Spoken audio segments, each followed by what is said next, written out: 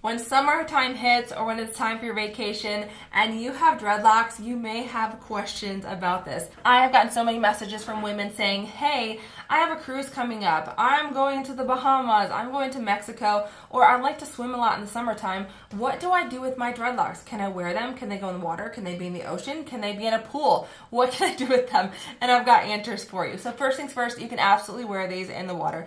They are a high heat synthetic fiber. And so they are basically a plastic, like a Barbie hair basically. That's the best way I like to describe it. They're like a Barbie hair, so they're totally fine to wear in a pool. You can wear them in the salt water and all of that, and you will be good to go. Now, the big thing is if your dreads are brand new, so they are still in this loose wavy hair stage, right? Because over time, your dreads will dread up, like these guys that I'm wearing right now are starting to dread up a little bit more, and they will get a little bit more chunky, that dreaded texture, and actually become a dreadlock. That's what will happen. So if your hair is not like that yet, we want to be aware of what you're doing with the loose wavy hair in this stage. So it's really important that if you're going to be out in the ocean, in the water, in a pool or something, do one of two things. Either put it in a bun on top of your head if you don't plan to get your head wet. Actually, three things.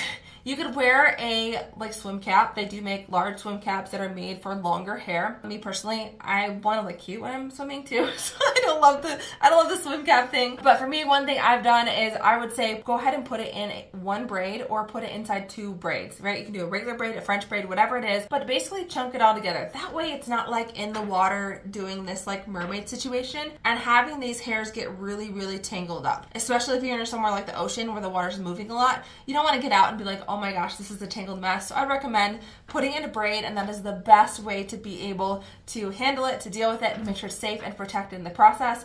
Then once you get out, you can remove the braid, and you'll actually probably find that the water's actually helpful for it with being in there a little bit, but that braid is a really, really good idea, and I think it's the most popular way for women to wear it in the water.